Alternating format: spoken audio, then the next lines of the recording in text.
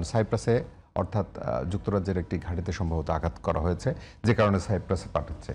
রিয়াদের ইউএস এম্বাসিতে আঘাত করেছে, আমি যেটি বলছিলাম। তার মানে এই যুদ্ধের যে ব্যাপকতা এবং ট্রাম্পের যদি আপনি কথা, গতকালকেই যেটা আমরা বলছিলাম যে এখনো মূল আক্রমণ হয় নাই, তার মানে সামনের দিকে আরো ভয়াবহ। ইরানের পক্ষ থেকেও বলা হচ্ছে যেহেতু এটি আত্মরক্ষার বাধ্যতামূলক যুদ্ধ, কোনো উপায় নেই তো ইরানের জায়গা থেকে, তারাও এই প্রতিরক্ষা ব্যবস্থা দীর্ঘমেয়াদী করবে এবং তাদের রণকৌশল কিন্তু ভিন্ন মাত্রায় এবারে পরিচালিত হচ্ছে। সামগ্রিকভাবে যুদ্ধটা আসলে মানে প্রলঙ্গিত হচ্ছে, আপনি কি মনে করেন? ধন্যবাদ আপনাকে, ধন্যবাদ সহ-আলোচক মহোদয়কে, সাথে সাথে ধন্যবাদ জানাচ্ছি গাজী টেলিভিশনের সমস্ত দর্শক শ্রোতা সবাইকে, সাথে সাথে যারা কলাকুশলীতে আমাদের সাথে রয়েছেন তাদেরকেও ধন্যবাদ।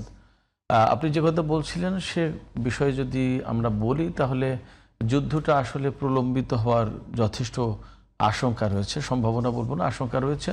এবং এই যুদ্ধ প্রলম্বিত করলে ইরানের দিক দিয়ে কৌশলগতভাবে লাভ হতে পারে, কারণ ইরান তো যুদ্ধ করেনি, শুরু করেন, যুদ্ধ তার উপর চাপিয়ে দেওয়া হয়েছে। যখন যুদ্ধ চাপিয়ে দেওয়া হয়েছে তখন তাকে স্বাভাবিকভাবে তার অস্তিত্ব রক্ষার জন্য, তার স্বার্থ রক্ষার জন্য, তার সমস্ত সবকিছু টিকিয়ে রাখার জন্য যুদ্ধটা করতে হচ্ছে। এখন এই যুদ্ধ যখন করতেই হচ্ছে তখন তাহলে শুধুমাত্র এইরকম আর করার দরকার নেই, এটা ইরানেরই চিন্তা বা সিদ্ধান্ত। এবারও 2 দিন 3 দিন যুদ্ধ করলাম, একটা যুদ্ধবিরতি হলো, আবার কিছুদিন পরে আবার তারা আসলো, আবার যুদ্ধ করলাম, এইভাবে আর করতে চায় না ইরান।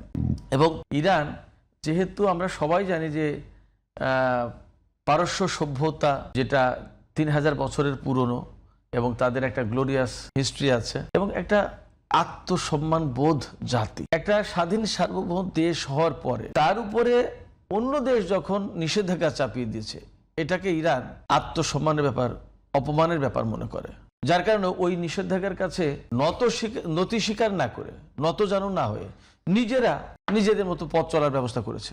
আমার নেই কি, আমি ওষুধ কিনতে পারছি না নিষেধাজ্ঞার কারণে, তাহলে আমার কোন ওষুধটা কিনতে পারছি না, আমি সেই ওষুধটা তৈরি করে নিলাম। ইরান এইভাবে চলেছে। তার মানে যারা নিষেধাজ্ঞা দিচ্ছে, যারা চাপ সৃষ্টি করছে, যারা অপমান করার চেষ্টা করছে, যারা তাকে আটকে দেওয়ার চেষ্টা করছে, তার কাছে নত জানু না হয়ে, নতি স্বীকার না করে সে নিজের স্বাবলম্বী হওয়ার পথ খুঁজে নিচ্ছে।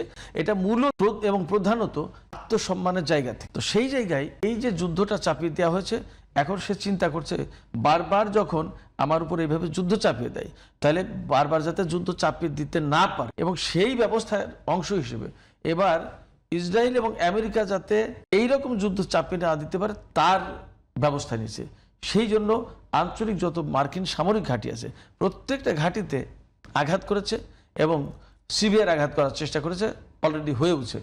আমরা এরই মধ্যে গণমাধ্যম কল্যাণে জানি যে বাহরাইনে 5ম নৌঘাঁটি একেবারেই শেষ। কাতারে সেন্টকমের যে হেডকোয়ার্টার আছে, আলুদিয়েত ঘাঁটি, যেটা মধ্যপ্রাচ্যের সবচেয়ে বড় মার্কিন এয়ারবেস, সেটা ধ্বংস করে দিয়েছে মোটামুটি ভাবে, আমরা খবর পাচ্ছি। যা সৌদি আরবে আরামকোর, এর ভিতরে আরামকোর ব্যাপারটা ভিন্ন।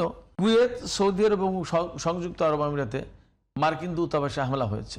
তার মানে দাঁড়াচ্ছে যে এখান থেকে শুধুমাত্র সামরিক স্থাপনায় হামলা না, মার্কিন যত স্বার্থ আছে তার প্রত্যেকটি বৈধ টার্গেট। সেই হিসেবে ইরান সেইভাবেই মোকাবেলা করে যাচ্ছে এবং পাল্টা হামলা চালাচ্ছে, এবং যাতে আমেরিকা এবং ইসরায়েল এই ধরনের করতে না পারে মধ্যপ্রাচ্যে এসে 2 দিন অন্তর অন্তর, সেইভাবেই ব্যবস্থা নিচ্ছে। এবং এখানে আমি যা মনে করি, কিন্তু এই যে আপনি বলছিলেন, মানে ছোট করে যদি জানি, মানে এই ক্ষেত্রে আপনি যদি মধ্যপ্রাচ্যের দেশগুলোর কথা বলেন, সেখানে ইরানের তো আসলে এক ধরনের বরাবরই সে একাই আসলে লড়েছে আমেরিকার বিরুদ্ধে, চোখে চোখ রেখে। কারণ মধ্যপ্রাচ্যের অন্য দেশগুলো তো আসলে তার পক্ষে লড়ছে না, বরং আমেরিকার।